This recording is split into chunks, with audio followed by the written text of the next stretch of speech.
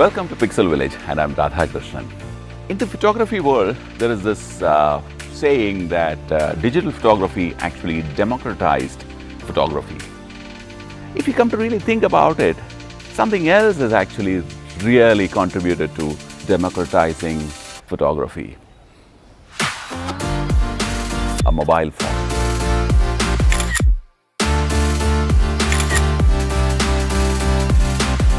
So in this video, we're going to give you a few tips on how to improve your mobile phone photography.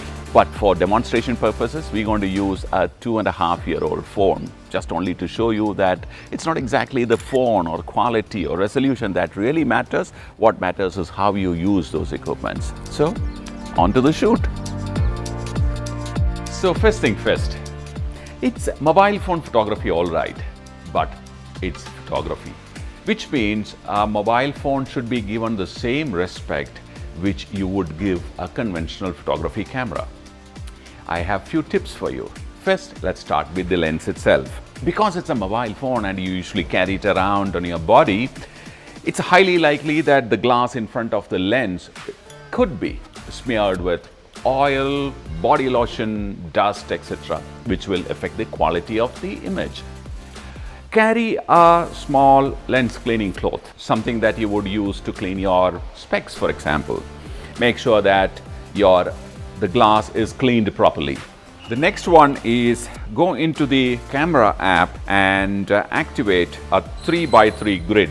And as we go along, I will explain to you how to use those grids effectively and compose your image. Last but not the least is holding the phone itself. I've seen lots of people holding the phone like this with one hand and trying to take a picture with the other. Obviously, you're going to end up with a shaken image. I recommend that you hold the phone with both hands exactly how you would hold a camera. Hold the hands and use either your thumb or your index finger to take the picture. And that will help you shoot a sharp image. Now let's move around and see if we can get good subjects to shoot. I just located two gentlemen sitting there, having their conversation after their morning walk. Let me walk towards them, take their permission, and see if I can get some interesting shots there with them. Okay, so I've asked for the permission, they've granted me the permission to shoot. So next thing is, when I look at them, very interesting faces. Looking at the place where they are sitting in, there's a lot of distraction in the background, but they have very interesting faces. If you can just walk till that wall there. Yeah, please. Thank you, please. So typically, when you pull out the camera, what will you do? You take out, okay, he will pose for you and you take a picture, correct? But of course, you got the person. Now, since you got an interesting face, the best way is to go close, fill the frame and shoot. Now, I'm going to go close. Nice. Now, the background is bright. I think if I make the background a little dark, this picture will improve. So I'm going to move them in front of this black. See, now look at the light and see the difference. Wonderful. To me, it is very nice.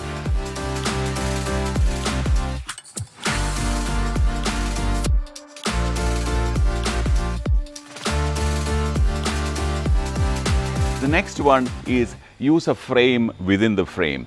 So when I looked at it, I saw this interesting black door frame and I thought I will frame him inside that. Okay, can you come here, please?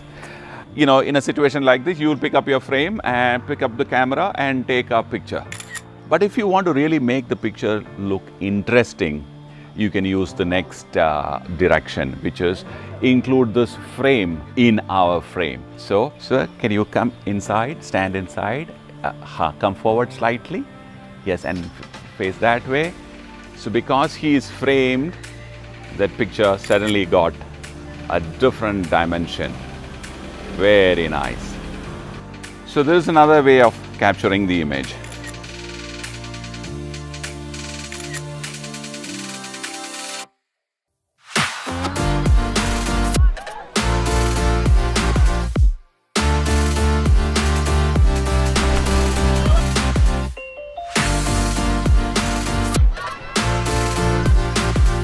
Varun, is my friend's son, and he's a young YouTuber. Varun, would you like to give your details to our viewers? My channel's name is Lab Science The One. It deals with all your questions about science, so please watch it. Okay, wonderful. So he's going to be a hit in YouTube soon. So they were playing basketball, so I thought I can demonstrate the rule of third. So let me arrange. Okay, Varun, can you stand there? All right, you come and squat in front. Right. There are many ways I can take this shot. I can do a shot like this. I can shoot like this. But the best way would be to keep them at that golden point of the frame. So you got a nice ambience. Wow, fantastic. See the picture? Yeah.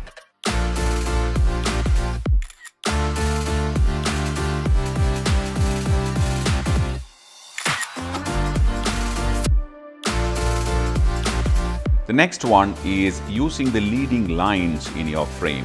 And what we do is we shoot in this step here. Nice, great attitude, okay? The trick is to find lines in your frame, architectural or otherwise, which will lead your eye to your subject, and use those lines to point towards your subject and take a shot. So another one we're going to see is the rule of odds. The rule says that if you're shooting some object, try and get them in odd numbers, 1, 3, 5, etc. Let's take a look at it. So I'm going to shoot a flower. Very nice. Now let me add one more here.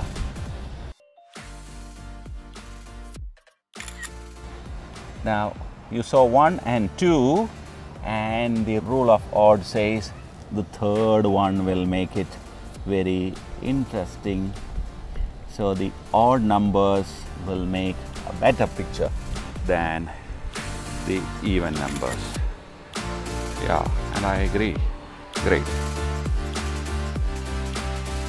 We will see one more before we wind up. It's about symmetry. We as human beings love symmetry. We knowingly or unknowingly enjoy and appreciate symmetry. There is something happens, I think it's culturally ingrained into your head to appreciate symmetry. Now, if you consciously bring in symmetry in your shot, that shot is likely to look better. Let's see how. Now this area, nice greenery, but I can also see nice symmetry, road, the line of the manicured garden and the trees and those lines in the backdrop. So, well, if I can just take a picture like this, and of course I got a picture, but if I slightly fine tune and use the grid lines in the camera viewfinder and align the lines perfectly, you get a nice symmetry. I can also take in the lines in the building and frame it again. So I'm using multiple rules here now. I have aligned all lines, everything, and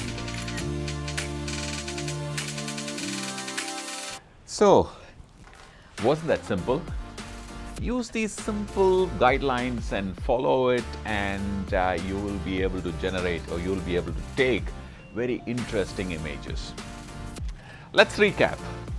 If you see an object which is interesting, an object or a person or a face which is interesting, and the backgrounds, the surroundings are distracting, go close, fill the frame, and take that shot. Look for frames or within your frame, compose your subject in front of that frame, and make another interesting frame. Make use of the grid lines in your camera and position your subjects in that golden points and make an interesting image. Keep looking for interesting lines in your frame which will guide your eye onto your subject. That'll create another interesting frame.